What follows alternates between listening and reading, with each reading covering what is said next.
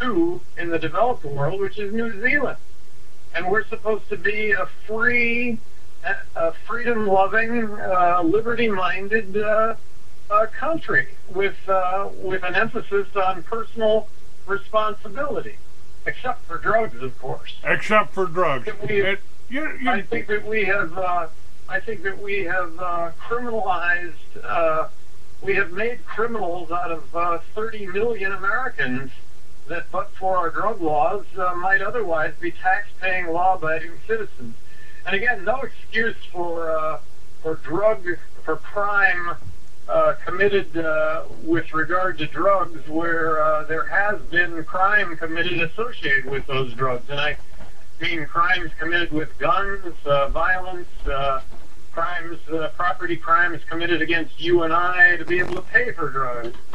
You know, that's inexcusable. But I think the majority of these arrests have been for possession only. The majority of time served has been by individuals having arguably committed victimless crime. Gary, to me, it's a little deeper than that. For 200 years, hemp was our #1 cash crop in this country. You could pay your taxes with hemp. It was like currency to us. 10,000 products are made out of hemp. And in the late 1930s, it was stolen from us. It was sent to Canada. It was sent to Mexico. It was sent to Russia. It was sent to Red China. 10,000 products are made out of hemp. And we got to buy them from Red China? I mean, that seems to me to be the start of outsourcing.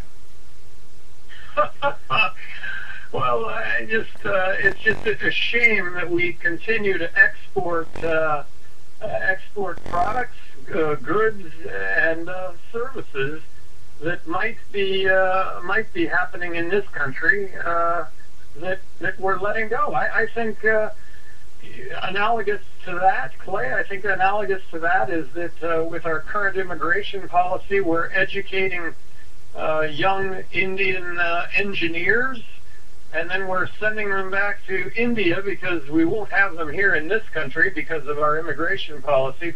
We won't have them here in the United States starting up their companies that they're now going back to India and starting up at what might be millions of jobs here in this country as opposed to millions of jobs in India. And I just use that as one example of many.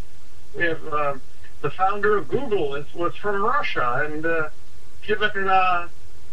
given different circumstances, Google could be a Russian company. So we, talking about the drug war, talking about our policies that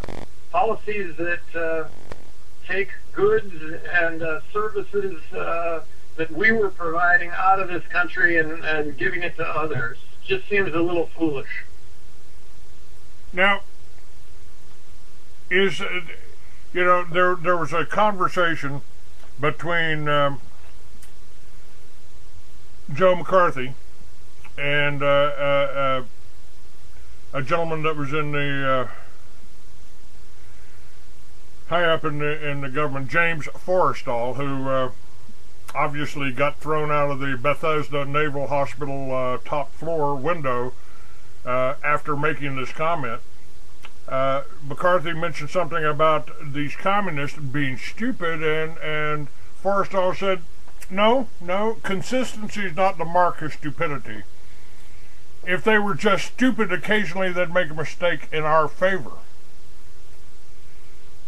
So the point is that all of this is deliberate. I mean, Gary, it costs, if we put somebody in jail for marijuana and they're in jail for a year, doesn't that cost taxpayers about $50,000 to feed and house them?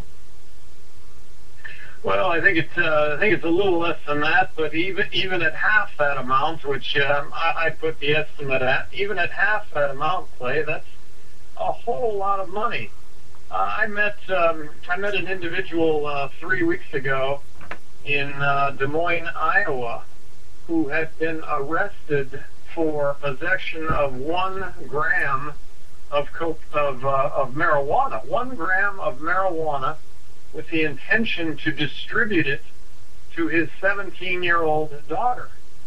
He was sentenced and convicted to 25 years in prison and had ended up serving 14 months in jail. I don't think any of us are well served by this kind of policy, and this is the reality. 90% of the 1.8 million arrests in this country are for possession only. Now, where the mainstream news is making headlines, and New Mexico is one of the states here. We've got 30 million illegal aliens in here. They're responsible for 60,000 murders in the United States over the last 8 years.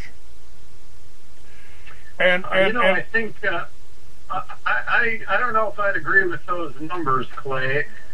Certainly 28,000 murders south of the border, which I think could be directly attributed to Mexican drug cartel activity, and that's why legalizing marijuana takes the money out of marijuana. I think that arguably that violence could just about disappear just legalizing marijuana. If we were allowed to grow a pot plant, a cannabis sativa, in our backyard, and walk out anytime we felt like smoking something, walk out, put it in a pipe, smoke it, we wouldn't have any drug cartels. We wouldn't have any people bringing this about.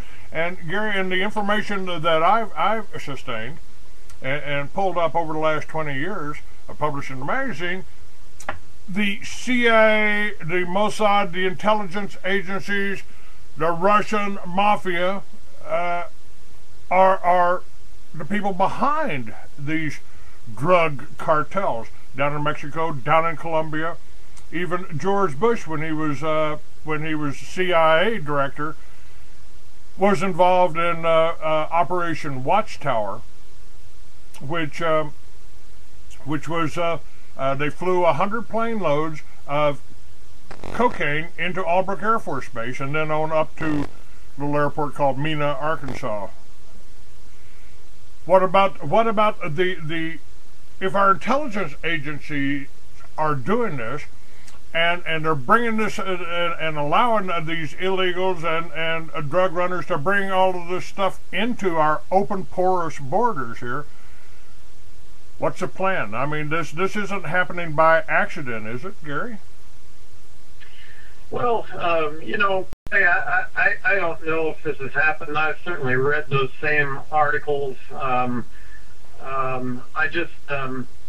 I do have a sense that when you cut off the head of a major drug cartel like Pablo Escobar, that what you end up with 1,000 new heads vying for that same power, and that by doing that you end up with worse violence. You end up with worse violence as opposed to the violence that already exists. With our government policy, we seem to make things continually worse, not better. And that's been happening for about 90 years since we've put the Federal Reserve in here. Well, and of course we're 70 years now on our failed drug policies, and the Federal Reserve, of course, has taken the value of $1 in 1913 to what is now less than a nickel, and in our lifetimes, I think we're going to get to see it down to a penny. The plan, according to a friend of mine that I'm sure you're aware of too, Aaron Russo, film producer, he says in the conversation to Nicholas Rockefeller that they all want us chipped, and I've even got commercials for the whole RFID link little chip. You know, George used to forget his medications. Now we've got this little chip. I mean, it's like a page out of the Bible.